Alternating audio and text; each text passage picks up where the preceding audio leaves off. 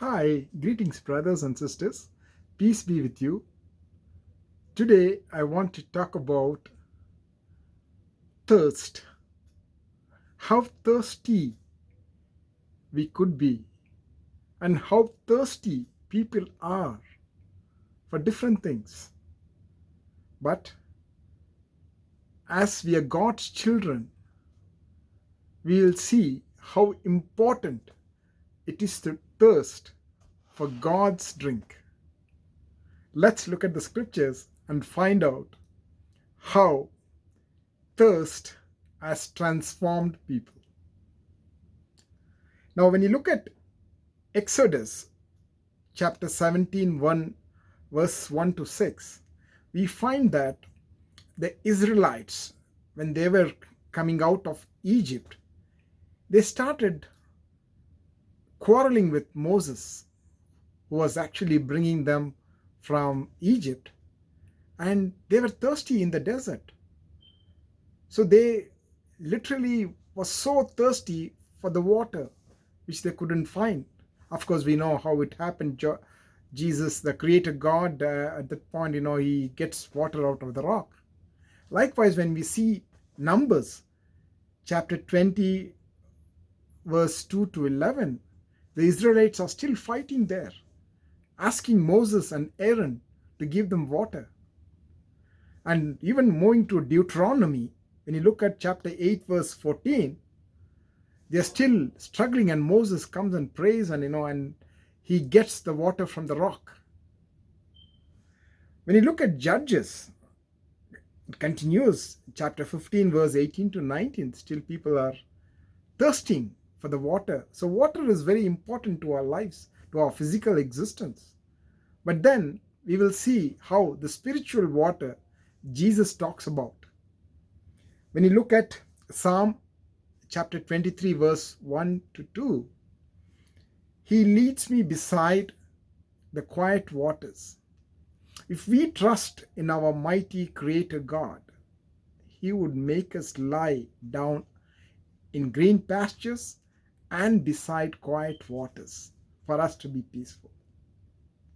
Okay, when you look at John chapter 4, verse 13 to 14, when Jesus meets the Samaritan woman at the well, and the woman comes at the noontime to draw water from the well, and Jesus asks for a drink. When Jesus asks the Samaritan woman for a drink, Jesus being a Jewish origin and asking a Samaritan woman, which was just against all relationships in that social time at that point in time. But the woman was surprised why Jesus was asking for water.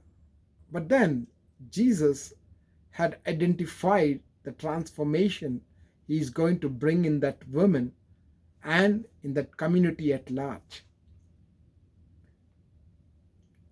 Let us look at Isaiah chapter 44, verse 3. The prophet talks about, I will pour out water on the thirsty, pour out my spirit on your offspring. And that's what exactly is happening at the well when Jesus is pouring out that water to that woman and to that village. So the woman had that thirst. The woman at the well had the thirst for the physical water, therefore she came to the well.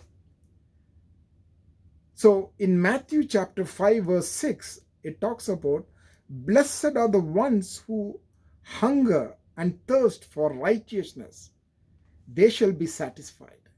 So the woman, she was actually regretting and repenting for what the state she was in. Like after she was married 5 different persons, and then the person with whom she was living was the 6th person, she was deeply thirsting for the real drink. And then that thirst brought her to Jesus. And Jesus gave her a drink which she was filled completely. So she need not have to come again to that well. Let's look at John chapter 7, verse 37. On the last day of the feast, Jesus cried out and said, "Whoever is thirsty, come for a drink. Come to me, and I will give you the drink which will satisfy your thirst." Likewise, when you look at some other verses in the scriptures, for example, Revelation chapter 22, verse 17, let the one who is thirsty come to God and take life without any cost. We need water. We need the real water, and the real water can be given only by our Lord Jesus Christ. So if we want that real water, we need to go to him and seek him, and we will get that real water, just like the Samaritan woman. Let's look at some of other verses, how we have to treat even our enemies if they are thirsty. In Romans chapter 12, verse 20, it says, if the enemy is thirsty, give him a drink. We will be heaping burning coals on their head. So we cannot ignore or neglect our enemy being thirsty, or we can't see the enemy without water. We have to provide that water within our whatever capacity we have. Even if it is our enemy, we need to provide that. Let's look at Psalm 78, 15 to 16, what we had seen in Judges and in Deuteronomy, how Moses split the rock and the spring water gushed out. That's what the psalmist sings here. He split the rock and then came the water, which quenched the thirst of every person who drank that water. So, my dear brothers and sisters, so we need to see if we are thirsting for this water. Yes, we have our thirst for the physical water. We need to drink water. Water, as the doctors say, is the best tonic you can have. Drinking water in the morning, drinking water in the afternoon, noontime, as much of 4 liters of water a day is, they say, is good enough. But then that's physical water. Our thirst should be for the spiritual water. How that spiritual thirst could be quenched? The only way is to come back to our rooms, kneel down, close the doors, everything, just kneel down, sit quietly, be still, and know that He is God and we are at the well. Asking Jesus, asking Him for the drink that will quench our spiritual thirst. And when we ask Him for that spiritual quenching of our thirst, He would definitely give us the drink. Just the way He had given for the Israelites when they wandered in the desert for 40 years. He would definitely give us when we ask for that water.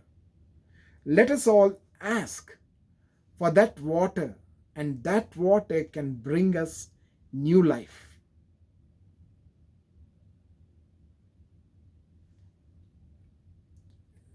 Let's remember the Gospel of John chapter 4. Whenever we have this thirst, John chapter 4 verse 13 and 14, how the Samaritan woman quenched her thirst. Thank you, my brothers and sisters. I hope you enjoyed this session. Please give me your comments and see how best we can interact and grow and quench our spiritual thirst. Bye now.